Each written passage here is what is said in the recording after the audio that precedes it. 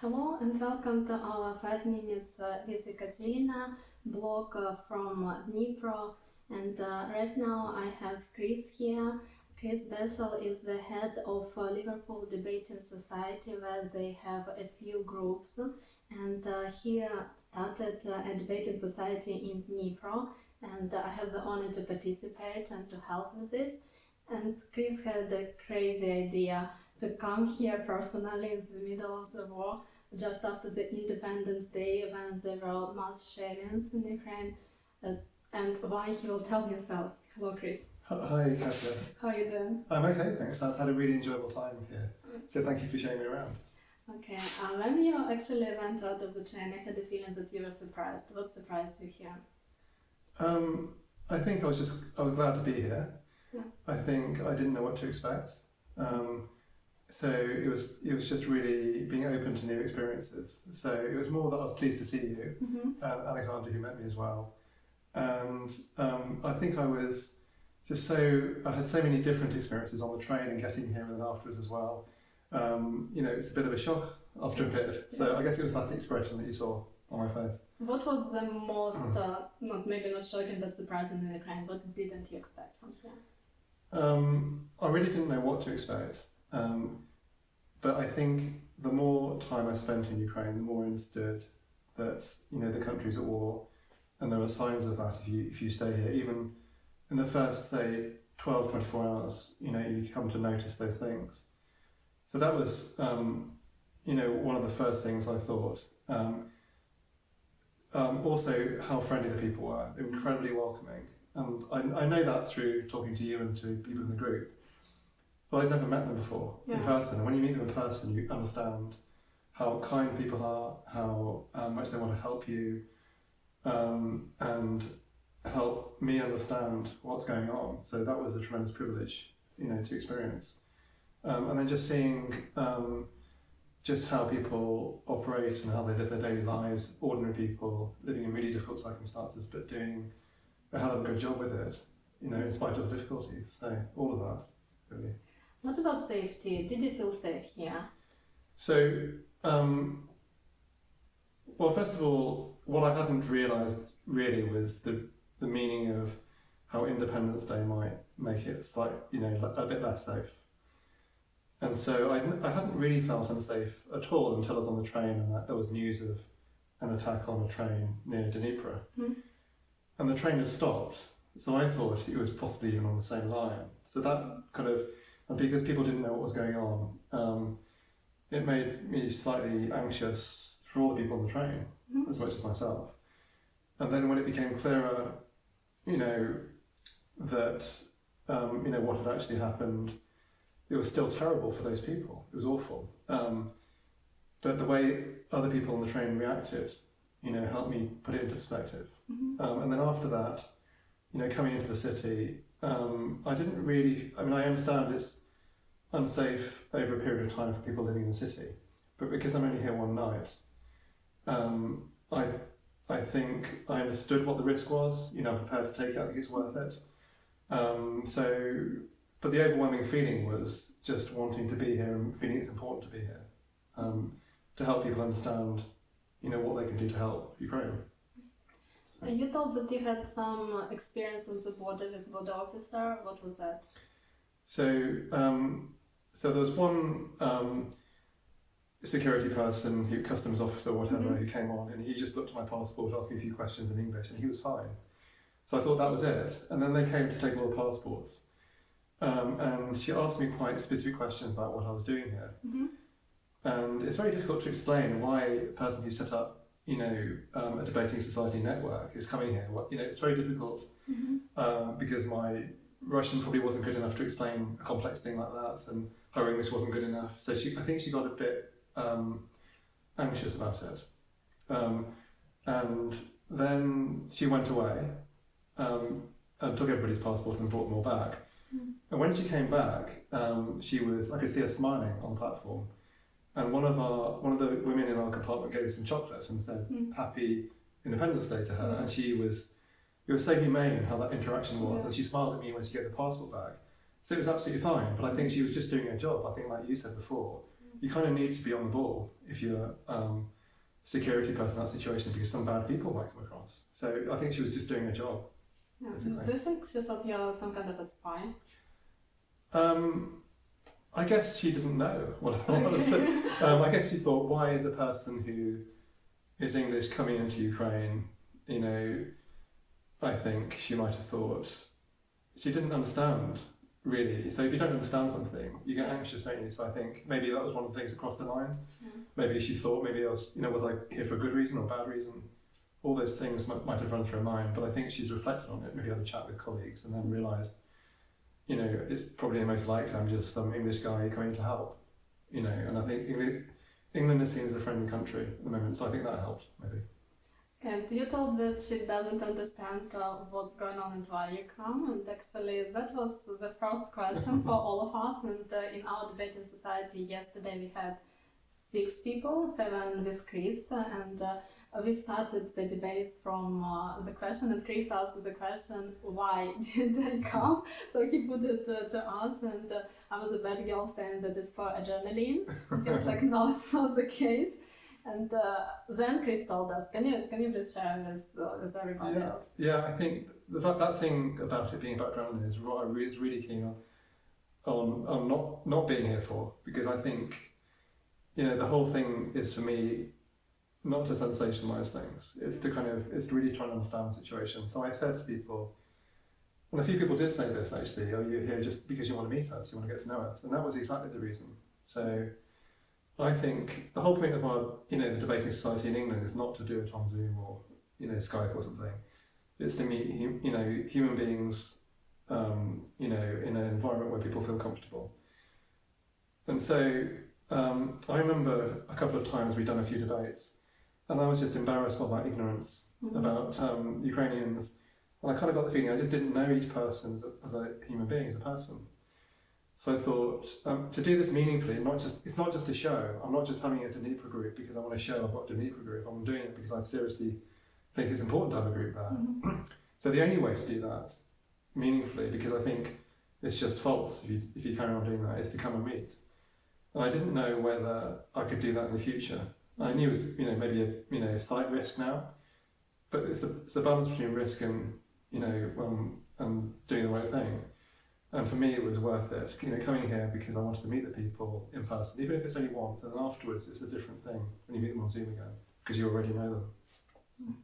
And have you been to Ukraine before? No, it's the first time. So it's your first time in Ukraine? First time in Ukraine, and yeah. How have you decided it's your first time in Ukraine? You have never been here. Do you know Ukrainian by any chance? No, but I know a bit of Russian, and Okay. you taught me Russian. So Okay. you know that. That was good. That's actually how I met Chris in the first place. So why did you decide that you need to help Ukraine, you need to do debating society, to develop here something? What was the idea, where it's come from? It's a very specific reason. So I think that the reason I started the debating society was because I was a member of another group, which had groups all over Liverpool and Merseyside, and there's one in London and Paris and all that kind of thing. And so when the lockdown happened, coronavirus lockdown, so all those groups stopped, and so people were just meeting on Zoom. But there were certain places you could meet, so you could meet in the park, you have groups of 6, you're socially distanced. So that bigger group couldn't do that, it's just too big. It's like got a committee and it had its own rules and things. So we did this smaller one, and it started coming up like that. So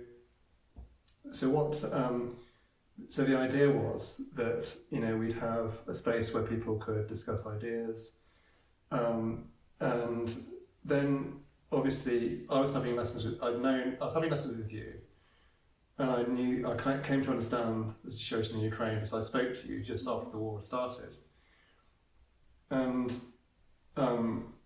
so I had a connection with Russia, and I've got a connection with Hong Kong as well, and both of those places there's a threat of against democracy in those places. So the debating society is promoting democracy. It's promoting freedom of speech, being able to talk to each other freely without fear of persecution. And so I thought it would be a really important symbol if we could show Ukraine, which is a place where you can have freedom of speech, and there isn't. You are able to say what you think, and have a group there, 100 miles or 100 kilometers or 200 kilometers from the front line. and have a group, and that's a sister group, the Liverpool group. So it showed the limits, it showed the boundaries of freedom of speech in a sense. And my next plan would be, if it worked out, would be to have a group in Hong Kong, because Hong Kong's changed a lot. So maybe it helps to understand why I want a group in Ukraine, thinking about my future goal, being in Hong Kong, and that's the reason, because it's kind of a beacon of democracy in a sense. And what do you think about the limits, or maybe not limits, about the freedom of speech in Ukraine, about how it goes when you talk to people? Because we had maybe 5 or 7 debates, I don't remember. Yeah. So did you draw some conclusions about us here? So I think, until I came here and met you all in person, we sat around that table, and I could just sort of see people, and we agree we had the best debate. Yeah, that's true. Yeah, so I didn't really have a sense from Zoom. I think I will now after this, because I can do it on Zoom and I will have met you. But the impression I get is, from the debate yesterday, was that people can say what they want, they will have disagreements, and they will argue strongly with each other, and maybe even take a strong position. But in the end, people were still laughing at the end, still friendly. There wasn't any ill feeling at the end. So I think people can say in society, amongst people they know, things freely. And I get the feeling as well, in society in general, you can sort of say something, even political, even something controversial, within limits, obviously. Every country's got a limit. And you're going to be fine, because the country believes in a sort of a freedom of thinking, a freedom of speech. And I think you talked about that with me, about historically, that's always been the case. So I get the feeling that it's really important that's kept in Ukraine, and that's what I would like to help with, making sure that mentality stays as it is. That's great. That's great to hear. And I didn't start Chris. He's saying what he thinks. Disclaimer. And we were at the Help Point today. You saw the refugees camp. You were in the bomb shelter, small one. What do you think about this side of Ukraine? What is your impression? So I think it's incredibly sad how people have had to do that, sort of have a place to go when there's, an air raid or whatever. And so it brings home, because you go to the, underneath, next to the hotel is the shopping mall, and life seems as normal. It's a bit emptier, but it's the same shops there. And there's sandbags there, but you can sort of almost not notice at first when you first come. But then going to the bomb shelter, you kind of think this is really real. It shows you what the danger is and what people have to go through and do. And there was a guy in the first bomb shelter we went, actually staying there with his mobile phone, and we didn't notice him at first. Yeah. And he was there obviously because he needed to keep things in order and make sure that it's prepared for people when it's needed. Yes. So everything's there. I mean, maybe it's not used as much as it was when the war first started, but it's all there just in case things escalate, which they might do. So it just brought home to me the reality of what people are living with.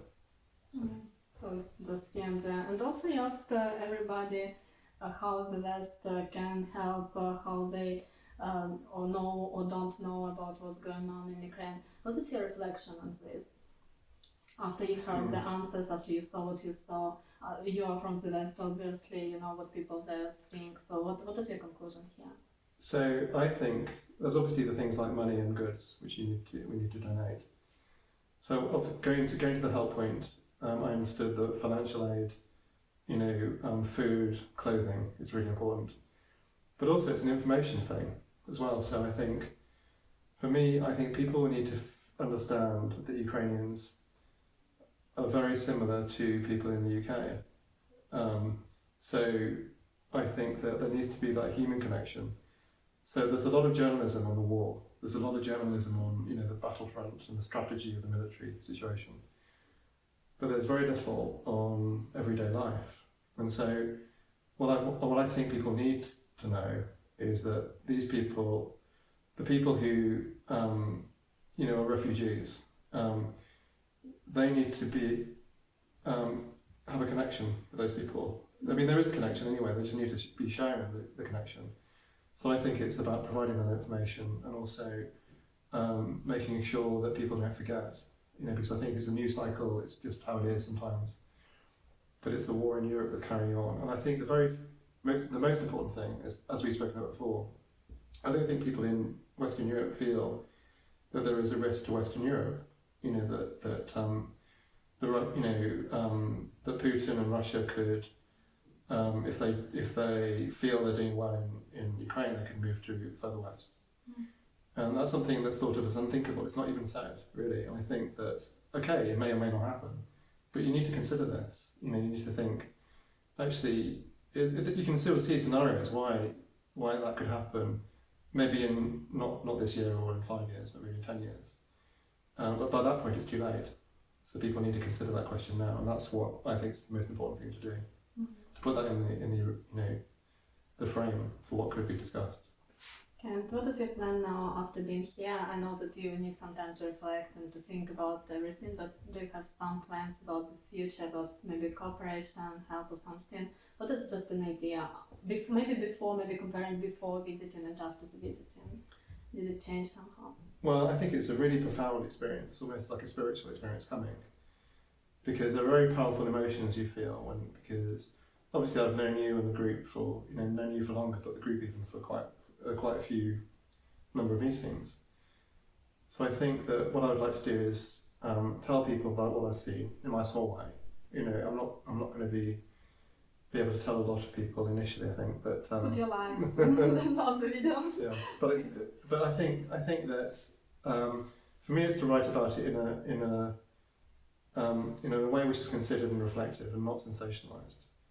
And that's why I don't think I could write something immediately and sort of do something. I need to think about it, and then once I've written about it, and then talked about it with people in Liverpool. A few journalists have asked me for interviews and things, so I can express my thoughts to them if they ask me if they're interested. And I think I would like further cooperation in the future. We do more groups. I would really like if you or the group could come and visit in Liverpool. And I think that kind of exchange would be a really important thing, because there's it's a quite powerful thing, I think, the symbolic thing of having two groups having the same discussions, obviously in different cultures. And our goal, our aim and purpose is to speak freely about things which are important and not be fearful of the consequences. And so if there is that connection ongoing in the future, that would be a really important thing, I think. So I hope for more of that, more development of that. Let's hope so. Thank you for coming. Thank you for your conversation today. It's nice to talk to you, and I wish you a safe trip back because it's a long way still. Well, I enjoyed the trip, and I wanted to say thank you so much for looking after me and to the group as well for being so welcoming. So we are always happy, and after the war, I'm sure you should stay here for long and for long. I'd like that, yeah. Thank you very much for watching. I hope you enjoyed this episode. If you want to ask Chris anything, you can put the comment below the video. Thank you and goodbye. Thank you.